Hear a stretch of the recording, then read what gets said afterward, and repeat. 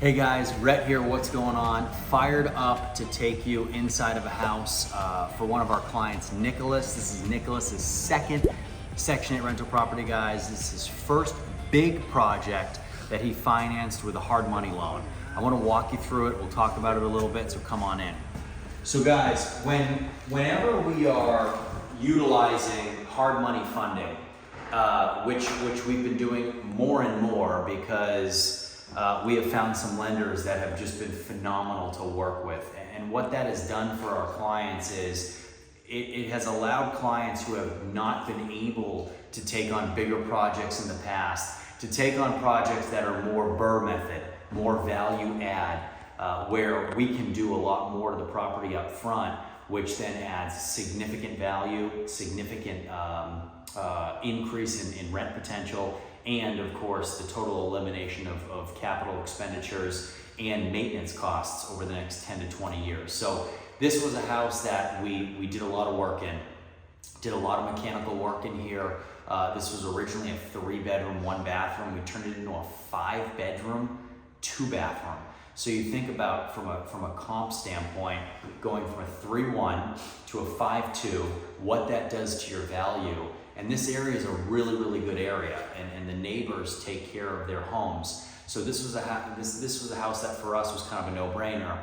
It had a lot of square footage, but square footage isn't always the end-all, be-all for being able to turn a 3-bed into a 5.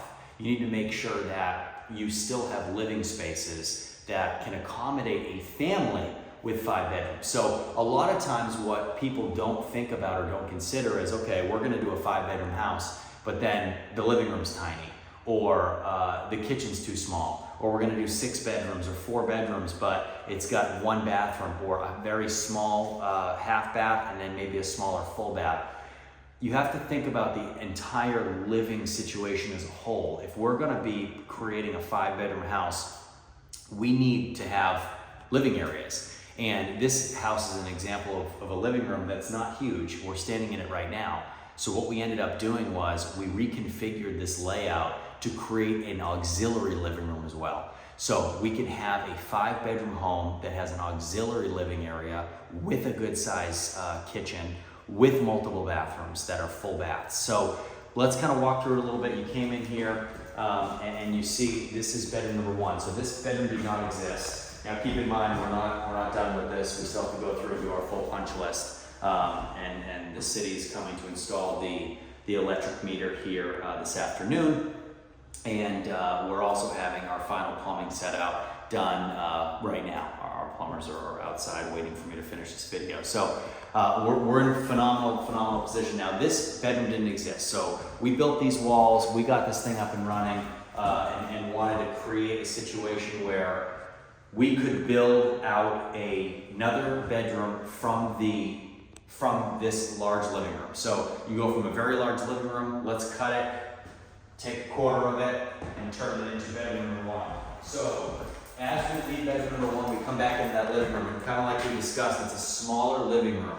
So for 5-bedroom house, you can assume that you're gonna have at least 5 people living in it, at least. It's most likely going to be a lot more than that because you'll have kids that share bedrooms and you'll have at least 1 parent. So it's coming into the assumption that you're going to have 7 to 8 people in this one living room with a front door. It's get pretty tight. So we wanted to change things up a little bit with that. Now, off of the living room, you come to a long hallway. You come into our first wing right here, and you have a bedroom right here. So you've got bedroom number 2, good walk-in closet here. We put racks to make it nice and make it very livable. All brand new doors throughout this entire house too, which just add a really nice touch. All new trim work around the entire base. Of course, all new flooring, brand new electrical rewire. All the outlets are new, all the light switches are new, all the wires in the walls are new.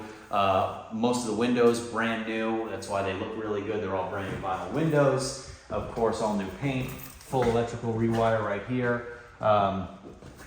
New bathroom. So existing bathroom that we redid. So new fixture, of course, here. You got your new electrical, new vanity, toilet going in right here as well. So this is going to be the bathroom for these 3 bedrooms. So bedroom 2, bedroom 1, we went in at the front of the house, and then bedroom 3. So this whole wing has its own build out. It's got its own bathroom, which is really nice. So this is the first wing of the house. As we walk down this hallway, you've got bedroom number 4. So bedroom number 4 right here. Of course, this whole house will go through a deep clean. You've got your closet.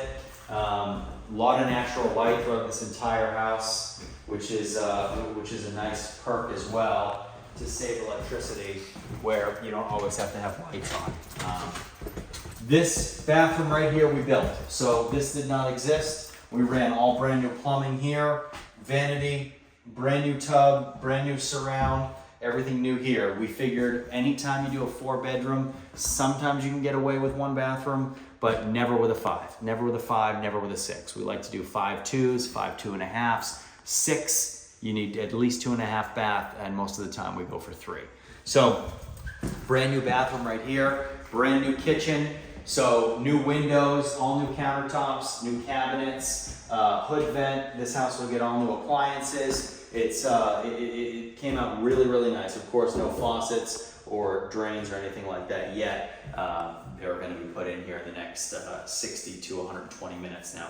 That'll be a day-long project, but we're at the finish line, which is great. So walking through the kitchen, guys, now we have a nice big either formal dining room or secondary living room. So again, new windows here, and good size, probably maybe a couple square feet smaller, or if not the same exact size as that primary living room. You can put a nice big dining room table here. You can do a smaller kitchen table in the kitchen, and you can turn this into an auxiliary living room with a big couch and a big TV, whatever these tenants want to do. And then off of this room, we have bedroom number 5.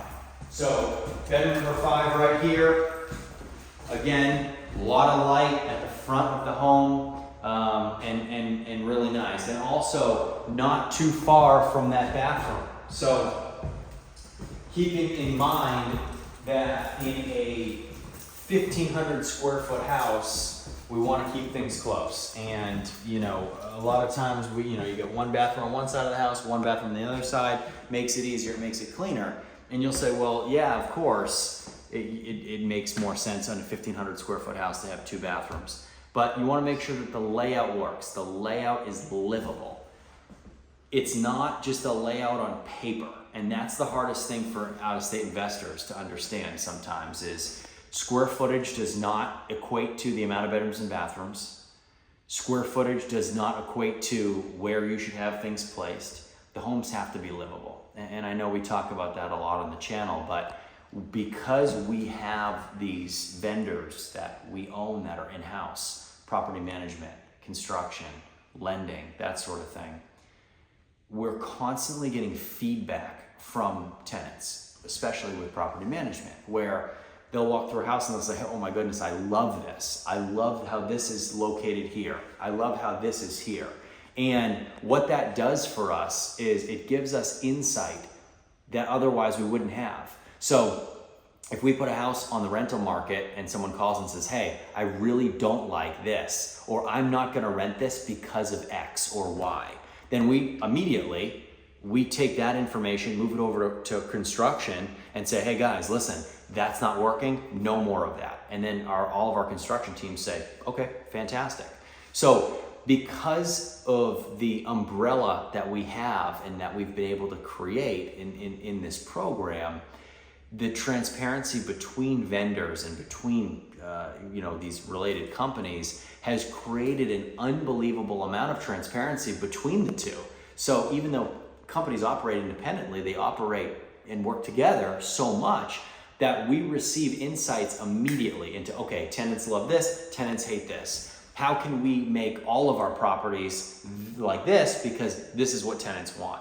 And that changes all the time. Sometimes it changes quarterly. A lot of times it changes yearly. What are the trends? Okay, white cabinets, this color countertop, this color LVP, this color walls, this many bathrooms, this many bedrooms located in these areas. So it all changes. It is all a very, very always growing and changing atmosphere whenever we're doing rental property, especially when it comes to Section 8 rentals. As demand increases and more people come into the program, which is a reality of the program over the last 10 years, and in my opinion will continue to grow exponentially as inflation continues to increase and as the wealth gap in our country continues to get larger. So you can't affect what's going on out there, but what we can control, but what we can control is the product we put out and how we